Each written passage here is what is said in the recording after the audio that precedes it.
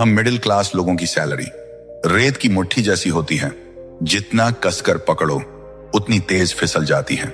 Salary account में आते ही EMI याद आती है, किराया याद आता है, mobile bill, ration, petrol, Netflix, और फिर अचानक कोई शादी, कोई मेडिकल खर्च, कोई इमरजेंसी, और महीने के बीच में सिर्फ एक सवाल घूमता है, अगली सैलरी कब आएगी। हम मेहनत पूरी करते हैं, टाइम पूरा देते हैं, लेकिन पैसा कभी हमारे लिए काम नहीं करता। हम पैसा कमाते हैं और पैसा चुपचाप हमें छोड़कर चला जाता है। लेकिन क्या यही जिंदगी है, या इससे बाहर निकलने का कोई रास्ता भी है? आज हम समझेंगे पैसे से पैसा कैसे बनता है, 7-3-2 रूल क्या है और क्यों। वॉरेन बफेट अपनी दौलत का राज सिर्फ एक चीज को मानते हैं, कंपाउंडिंग। वीडियो अंत तक देखना, क्योंकि हो सकता है आज तुम्हारी सोच बदल जाए। पार्ट 1, 3 दोस्त 3 सोच। 3 दोस्त थे, विजय, शुभम और आकाश। तीनों एक छोटे से शहर में पले बढ़े थे, जहां शाम जल्दी हो जाती थी, दुकानें जल्दी बंद हो जाती थी और सपने अक्सर घर की चारदीवारी में ही सीमित रह जाते थे। वहां लोग नौकरी को ही सबसे बड़ी उपलब्धि मानते थे। सरकारी हो जाए तो जिंदगी बन गई, यही सोच थी। लेकिन इन तीनों के दिमाग में कुछ और चल रहा था। कॉलेज के आखिरी साल में जब सब अपने भविष्य को लेकर कंफ्यूज थे, ये तीनों देर रात तक छत पर बैठकर बातें करते थे। बातों का विषय हमेशा एक ही होता था, अमीर बनना है। सिर्फ नौकरी नहीं करनी, सिर्फ महीने भर का खर्च निकालना नहीं, बल्कि कुछ बड़ा करना है। तीनों के पास इंजीनियरिंग की डिग्री थी। 4 साल की पढ़ाई, प्रैक्टिकल्स, एग्जाम्स, प्रोजेक्ट्स और प्लेसमेंट की टेंशन के बाद अब उनके हाथ में वो कागज था जो समाज की नजर में उन्हें सेटल बना देता है। लेकिन उनके लिए वो डिग्री मंजिल नहीं थी, वो तो सिर्फ टिकट थी, मुंबई जाने की टिकट। मुंबई, सपनों की नगरी, जहां हर दूसरा इंसान कुछ बनने आया है, जहां भीड़ बहुत है लेकिन मौके उससे भी ज्यादा। जब तीनों पहली बार मुंबई पहुंचे तो स्टेशन की भीड़ देखकर एक पल को डर भी लगा। इतने लोग, इतनी भागदौड़, इतनी तेज जिंदगी, लेकिन उसी भीड़ में उन्हें अपना भविष्य भी दिख रहा था। उन्हें लगा, अगर यहां लाखों लोग कुछ बन सकते हैं तो हम क्यों नहीं। सपना तीनों का एक ही था, अमीर बनना। लेकिन सोच बिल्कुल अलग थी। विजय हमेशा से ग्रुप का सबसे एक्साइटेड और जोशीला लड़का था। कॉलेज में भी अगर कोई नई चीज आती थी तो सबसे पहले वही ट्राई करता था। उसके लिए जिंदगी का मतलब था अनुभव। वो कहता था, पैसा कमाने का क्या फायदा अगर जिंदगी एंजॉय ही ना कर पाए। उसे लगता था कि यंग एज दोबारा नहीं आएगी। अभी घूमना है, अभी दिखना है, अभी जीना है। उसकी नजर में अमीर बनने का मतलब था अच्छी लाइफस्टाइल, ब्रांडेड कपड़े, नया फोन, सोशल सर्कल, लोगों के बीच एक स्टेटस। उसे विश्वास था कि जब कमाना शुरू कर देगा तो धीरे धीरे सब सेट हो जाएगा। सेविंग बाद में कर लेंगे, इन्वेस्टमेंट बाद में कर लेंगे, अभी तो लाइफ जीनी है। दूसरी तरफ शुभम था, शांत, सोचने वाला, हर चीज को गहराई से समझने वाला। कॉलेज में भी जब बाकी लोग सैलरी पैकेज की बात करते थे, वो पूछता था, कंपनी कितने साल टिकेगी। जब लोग बाइक खरीदने का प्लान बनाते थे, वो पूछता था, अगर वही पैसा कहीं लगाया जाए तो 10 साल बाद कितना होगा। उसे हमेशा से जमीन, प्रॉपर्टी और डेवलपमेंट में दिलचस्पी थी। जब भी शहर में कोई नया मॉल या बिल्डिंग बनती थी, वो उसके बारे में पढ़ता था। उसे समझना था कि शहर कैसे बढ़ते हैं और पैसे कहां से बनते हैं। उसके लिए अमीर बनने का मतलब था एसेट्स बनाना, ऐसी चीजें जो उसके सोने पर भी उसके लिए काम करें। और फिर था आकाश, तीनों में सबसे ज्यादा ऑब्जर्व करने वाला। कम बोलता था, लेकिन जो बोलता था सोच समझकर। कॉलेज के दिनों में ही उसने स्टॉक मार्केट के बारे में पढ़ना शुरू कर दिया था। उसे चार्ट समझ में आते थे, उसे नंबर पसंद थे, उसे लॉजिक पसंद था। जब बाकी दोस्त आईपीएल की बात करते थे, वो कभी कभी पूछ बैठता था, अगर किसी कंपनी का प्रॉफिट हर साल 15% बढ़ रहा है तो 10 साल बाद उसका स्केल कितना बड़ा होगा। उसे जल्दी अमीर नहीं बनना था, उसे सिस्टम समझना था। तीनों एक ही कमरे में बैठते थे, एक ही चाय की दुकान पर जाते थे, एक ही लोकल ट्रेन पकड़ते थे, लेकिन उनके दिमाग में चल रही फिल्म अलग अलग थी। विजय खुद को एक ऐसी जिंदगी में देखता था जहां लोग उसे नोटिस करें। शुभम खुद को ऐसी जिंदगी में देखता था जहां बैंक बैलेंस उसे सुकून दे। आकाश खुद को ऐसी जिंदगी में देखता था जहां पैसों का ग्राफ धीरे धीरे ऊपर जाता रहे। तीनों की शुरुआत एक जैसी थी, मिडिल क्लास बैकग्राउंड, सीमित पैसे, बड़े सपने। लेकिन असली फर्क कमाई में नहीं था, असली फर्क था सोच में। एक सोच कहती थी पहले खर्च फिर बचत, दूसरी सोच कहती थी पहले एसेट फिर आराम, तीसरी सोच कहती थी पहले नियम समझो फिर पैसा लगाओ। उन्हें उस वक्त अंदाजा भी नहीं था कि यही सोच आगे चलकर उनकी पूरी जिंदगी की दिशा तय करेगी। क्योंकि अमीर बनने का सपना देखना आसान है, लेकिन अमीर बनने की सोच रखना मुश्किल है। तीनों दोस्त एक ही शहर से आए थे, एक ही उम्र के थे, एक जैसी डिग्री थी, एक जैसी शुरुआत थी, लेकिन जिंदगी अब 3 अलग अलग रास्तों पर चलने वाली थी। पार्ट 2, विजय की कहानी। विजय को सबसे पहले नौकरी मिली, 30,000 महीना। जिस दिन ऑफर लेटर आया उस दिन उसकी आंखों में एक अलग ही चमक थी। घर फोन लगाया, मां की आवाज कांप रही थी खुशी से। पापा ने सिर्फ एक लाइन कही, अब तुम अपने पैरों पर खड़े हो गए। 23 साल की उम्र में 30,000 की सैलरी उसे करोड़ों जैसी लग रही थी। उसे लगा बस अब लाइफ सेट है, अब मैं जीत गया। मुंबई जैसे शहर में पहली सैलरी का मैसेज फोन पर आया तो उसने स्क्रीनशॉट लिया, दोस्तों को भेजा, इंस्टाग्राम स्टोरी लगाई। फर्स्ट सैलरी फीलिंग, उसे लगा यह शुरुआत है उस जिंदगी की जिसकी उसने कल्पना की थी। और यहीं से धीरे धीरे एक ऐसा रास्ता शुरू हुआ जो बाहर से चमकदार था लेकिन अंदर से खोखला। मुंबई का पार्टी कल्चर, वीकेंड का मतलब घर बैठना नहीं, बाहर जाना। नए नए cafe, rooftop restaurant, club nights. Office के लोग भी वही कर रहे थे। किसी ने नया फोन लिया, किसी ने एप्पल वॉच, किसी ने ब्रांडेड जूते। विजय को लगा अगर मैं पीछे रह गया तो लोग क्या सोचेंगे। पहली सैलरी के 3 महीने बाद उसने अपना पुराना फोन बदल दिया EMI पर, फिर कपड़े, फिर जूते। हर खरीद के बाद उसे कुछ मिनटों के लिए बहुत अच्छा लगता था, जैसे वो सच में आगे बढ़ रहा हो। लेकिन उसे यह नहीं पता था कि वो असल में एक ऐसे चक्र में फंस रहा है जिसका नाम है लाइफस्टाइल इन्फ्लेशन। सैलरी आई, खर्च बढ़ा, सैलरी थोड़ी बढ़ी, खर्च उससे ज्यादा बढ़ गया। धीरे धीरे उसे ऑफिस के पास रहने का मन हुआ। लोकल ट्रेन की भीड़ से थक चुका था। उसे लगा मैं कमाता हूं, मुझे आराम मिलना चाहिए। उसने ऑफिस के पास एक अपार्टमेंट लिया, 12,000 महीना रेंट। किराया देते समय उसे लगा कि यह खर्च नहीं, अपग्रेड है। अब उसका स्टेटस अलग था। अब वो कह सकता था मैं ऑफिस के पास रहता हूं। लेकिन सच्चाई यह थी कि उसकी सैलरी का लगभग आधा हिस्सा सिर्फ छत के लिए जा रहा था। कुछ महीनों बाद ऑफिस के 2 दोस्तों ने कार खरीद ली। लंच टाइम में पार्किंग में खड़े होकर वो अपनी कार की बातें करते। विजय के मन में हलचल शुरू हो गई। मेरे पास क्यों नहीं है? वो शोरूम गया, एक चमचमाती कार देखी, सपनों जैसी, कीमत ज्यादा थी। लेकिन सेल्समैन ने कहा सर EMI सिर्फ 12,000। सिर्फ, बस यही शब्द सबसे खतरनाक था। 12,000 EMI, 12,000 रेंट, 30,000 की सैलरी में 24,000 तो पहले दिन से फिक्स। बिजली, इंटरनेट, खाना, पेट्रोल अलग। कुल मिलाकर 25,000 से ज्यादा हर महीने पक्का खर्च। बचत लगभग खत्म, लेकिन बाहर से देखने पर सब शानदार था। कार थी, अच्छा फ्लैट था, ब्रांडेड कपड़े थे। लोग कहते विजय तो सेटल हो गया। उसे भी यही लगता था। लेकिन धीरे धीरे महीने के आखिर में बैलेंस घटने लगा। क्रेडिट कार्ड का इस्तेमाल शुरू हुआ, अगली सैलरी में भर दूंगा, और फिर वही चक्र दोहराया जाने लगा।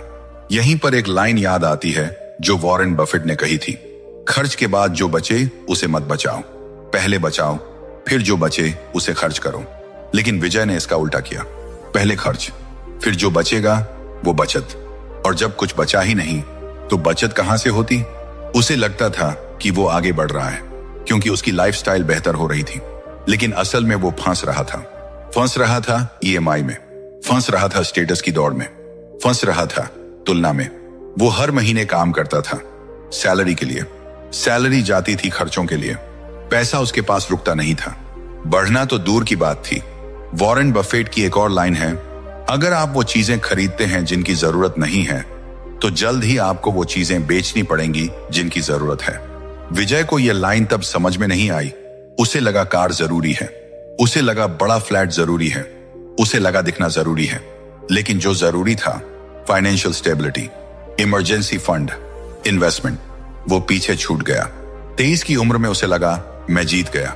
25 की उम्र तक वो EMI के हिसाब से महीने प्लान कर रहा था। 27 तक उसे सैलरी बढ़ने का इंतजार रहने लगा ताकि खर्च मैनेज हो सके। उसने कभी यह नहीं सोचा कि पैसा उसके लिए कैसे काम करेगा। वो बस यही सोचता रहा कि वो पैसे के लिए कितना काम कर सकता है। और यही लाइफस्टाइल ट्रैप है, जहां हर अपग्रेड तुम्हें ऊपर उठता हुआ दिखता है, लेकिन धीरे धीरे तुम्हें नीचे बांधता जाता है। विजय को सच में लगता था कि वो आगे बढ़ रहा है, लेकिन असल में वो एक सुनहरी जंजीर पहन चुका था, जिसका नाम था EMI। पार्ट 3, शुभम की कहानी। जब विजय मुंबई की चमक में खो रहा था, उसी समय शुभम ने एक बिल्कुल अलग फैसला लिया। उसने एक्सपेंसिव मुंबई छोड़कर पनवेल में रहना शुरू किया। उस समय 2009 था। आज का डेवलप्ड नवी मुंबई नहीं, तब का पनवेल। चारों तरफ धूल, अधूरे रोड, खाली प्लॉट, कुछ आधी बनी बिल्डिंग्स। लोग मजाक उड़ाते थे, कहते थे यहां कौन रहेगा, मुंबई छोड़कर यहां आ गया। नूम, कैरियर बनाना है या गांव बसाना है। लेकिन शुभम भीड़ को नहीं देख रहा था, वो भविष्य देख रहा था। उसके पास ज्यादा पैसे नहीं थे। पहले कुछ महीनों तक तो नौकरी भी नहीं थी। खर्च चलाने के लिए पिताजी से पैसे मंगवाने पड़े। लेकिन एक चीज थी जो उसके पास थी, जानकारी। वो रोज निकलता था, साइट्स देखता था, डेवलपर्स से बात करता था, लोकल लोगों से पूछता था, मैप्स देखता था, सरकारी नोटिस पढ़ता था। उसे समझ आ रहा था कि पनवेल सिर्फ आज नहीं है। पनवेल 10-15 साल बाद क्या बनेगा, असली कहानी वहां है। मेट्रो की घोषणा हो चुकी थी, नए रोड प्रोजेक्ट्स की प्लानिंग थी, इंफ्रास्ट्रक्चर धीरे धीरे तैयार हो रहा था, कॉमर्शियल डेवलपमेंट आने वाला था। लोग वर्तमान देख रहे थे, शुभम भविष्य पढ़ रहा था। उसे पता था कि रियल एस्टेट में पैसा एक दिन में नहीं बनता, लेकिन अगर सही जगह और सही समय पर एंट्री हो जाए तो समय ही सबसे बड़ा पार्टनर बन जाता है। उसने एक छोटा सा निवेश किया, 10 लाख के आसपास। उसके लिए यह छोटा नहीं था, यह उसकी और उसके परिवार की सालों की बचत थी। रिस्क था, डर भी था, लेकिन उसने जुआ नहीं खेला। उसने रिसर्च के बाद फैसला लिया। पहले कुछ साल कुछ खास नहीं हुआ, न कीमत में बड़ा उछाल, न कोई चमत्कार। लोग फिर बोले देखा कुछ नहीं हुआ। लेकिन रियल एस्टेट शोर नहीं करता, वो चुपचाप बढ़ता है। धीरे धीरे रोड बेहतर हुए, फिर एक स्कूल खुला, फिर एक छोटा मॉल, फिर आसपास और बिल्डिंग्स बननी शुरू हुई। जो इलाका कभी सुनसान था वो धीरे धीरे रहने लायक बन गया। और फिर वही हुआ जिसका शुभम इंतजार कर रहा था। 11 साल बाद वही प्रॉपर्टी जो 10 लाख में ली थी 90 लाख की हो चुकी थी। किसी एक दिन में नहीं, किसी एक साल में नहीं, बल्कि समय, डेवलपमेंट और धैर्य के साथ। यही है पावर ऑफ कंपाउंडिंग का रियल एस्टेट वर्जन। सिर्फ प्रॉपर्टी की वैल्यू नहीं बढ़ी, रेंट भी बढ़ा। पहले छोटा रेंट मिला, फिर एरिया डेवलप हुआ तो रेंट बढ़ा, फिर डिमांड बढ़ी तो और बढ़ा। एक समय ऐसा आया जब उस एक प्रॉपर्टी का रेंट उसकी सैलरी के बराबर पहुंच गया। यहीं से उसने दूसरा कदम उठाया। पहली प्रॉपर्टी से आने वाला रेंट दूसरी प्रॉपर्टी की EMI में लगाया, दूसरी से तीसरी, तीसरी से चौथी, धीरे धीरे 4 प्रॉपर्टीज। उसने कभी अचानक अमीर बनने की कोशिश नहीं की, उसने बस समय को अपने साथ जोड़ लिया। लोग पूछते थे कब तक इंतजार करेगा, वो मुस्कुराकर कहता जब तक समय मेरे लिए काम करना शुरू ना कर दे। और एक दिन वही हुआ। उसकी सैलरी अब उसकी सबसे बड़ी इनकम नहीं थी, रेंट था। अब वो काम कर रहा था क्योंकि वो करना चाहता था, जरूरत से नहीं। वो सुबह उठकर ऑफिस जाता था, लेकिन अगर कल छोड़ना पड़े तो जिंदगी नहीं रुकेगी, क्योंकि उसके पास एसेट्स थे। एसेट्स जो हर महीने पैसे ला रहे थे, एसेट्स जो हर साल कीमत में बढ़ रहे थे। उसने कोई लॉटरी नहीं जीती, उसने कोई शॉर्टकट नहीं लिया। उसने सिर्फ एक काम किया, जल्दी शुरुआत की, सही जगह चुनी और धैर्य रखा।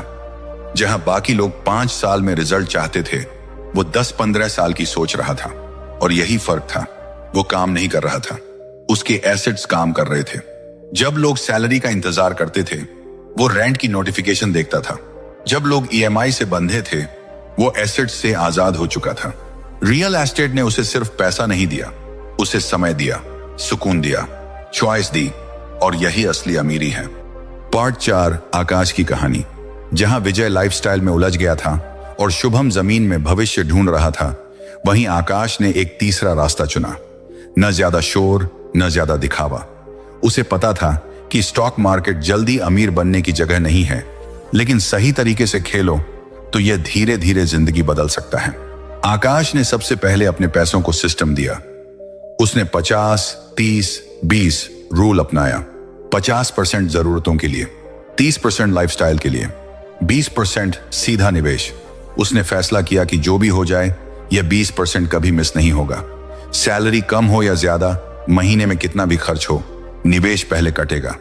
वह कहता था, अगर खुद को पहले पे नहीं करोगे तो जिंदगी भर दूसरों के लिए काम करते रहोगे। उसे याद थी वॉरेन बफेट की एक लाइन, खर्च के बाद जो बचे उसे मत बचाओ, पहले बचाओ फिर जो बचे उसे खर्च करो। आकाश ने इसे नियम बना लिया। उसने शुरुआत की इंडेक्स फंड SIP से। कोई हाई रिस्क स्टॉक नहीं, कोई टिप्स नहीं, कोई शॉर्टकट नहीं। हर महीने ऑटो डेबिट, चाहे मार्केट ऊपर हो या नीचे। शुरुआत में उसे बहुत एक्साइटमेंट नहीं मिला। ग्राफ धीरे धीरे बढ़ रहा था, कोई बड़ा जंप नहीं। कई बार मार्केट गिरता था और उसका पोर्टफोलियो लाल हो जाता था। दोस्त कहते थे, देखा मार्केट जुआ है, लेकिन आकाश जुआ नहीं खेल रहा था, वह समय खरीद रहा था। उसने एक और नियम जोड़ा, हर साल अपनी इन्वेस्टमेंट 10% बढ़ानी है। सैलरी बढ़े या ना बढ़े, SIP जरूर बढ़ेगी।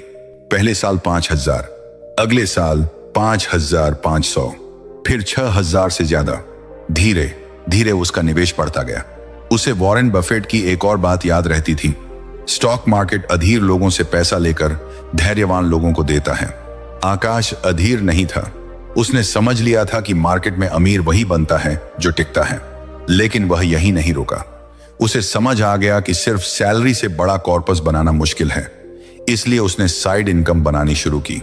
शाम को फ्रीलांसिंग, वीकेंड पर छोटे IT प्रोजेक्ट्स, ऑनलाइन स्किल्स सीखना।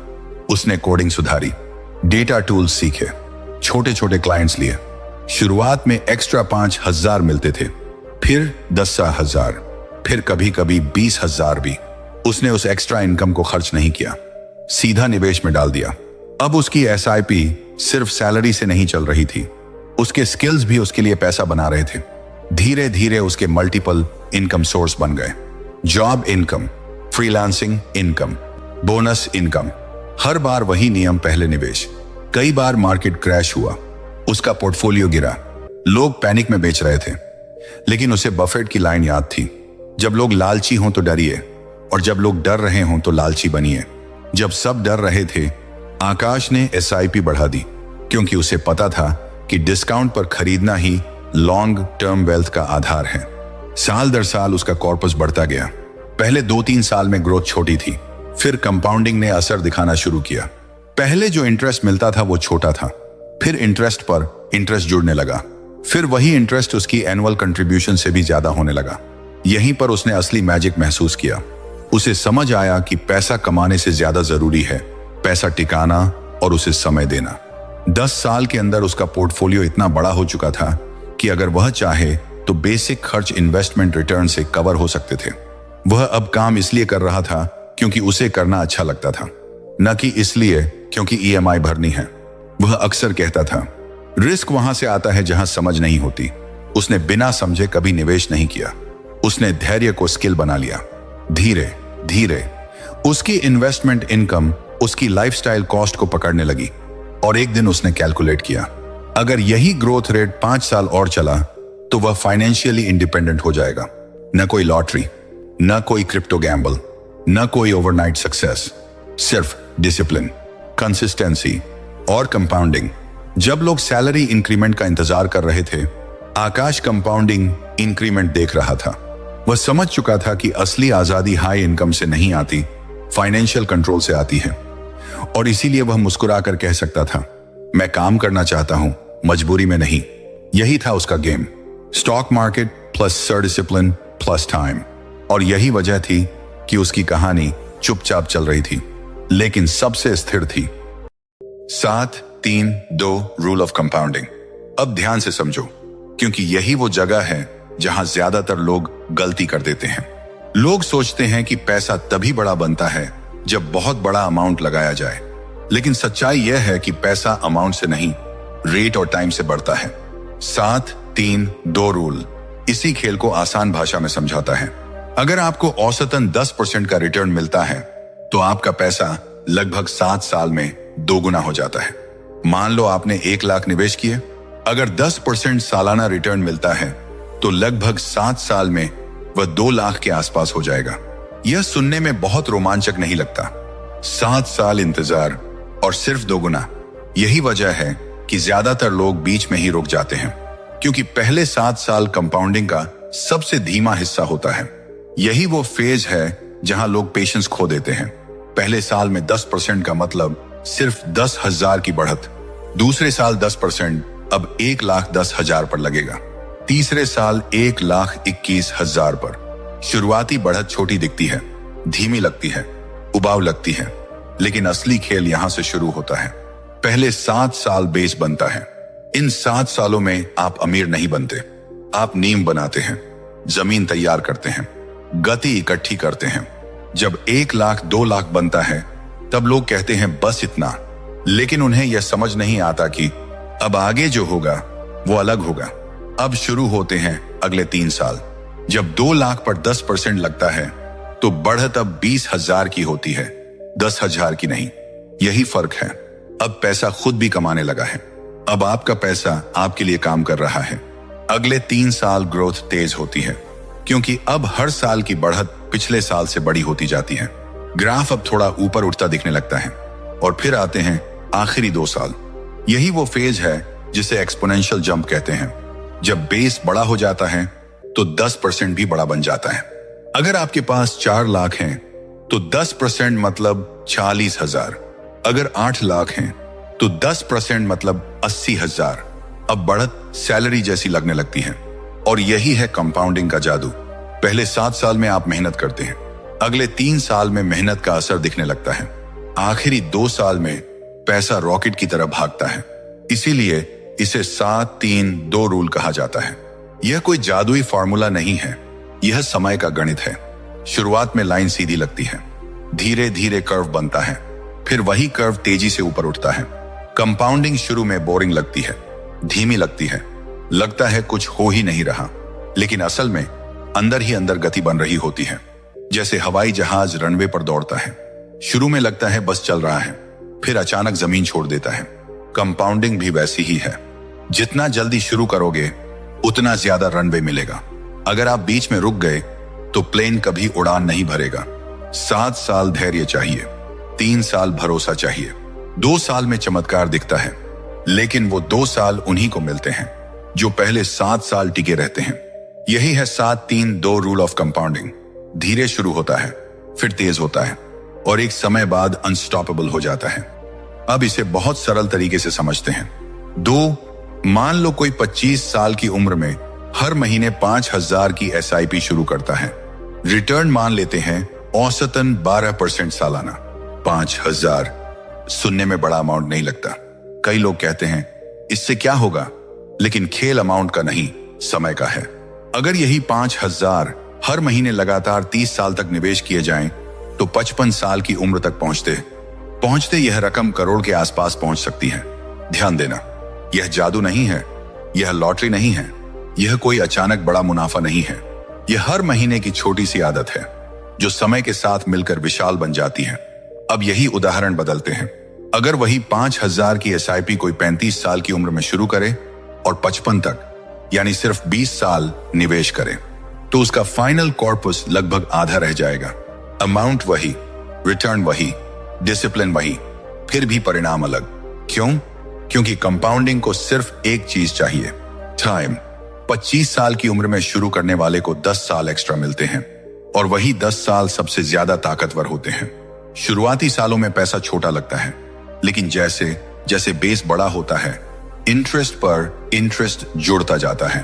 पहले आपका निवेश बढ़ता है, फिर उस निवेश पर रिटर्न बढ़ता है, फिर उस रिटर्न पर भी रिटर्न बढ़ता है।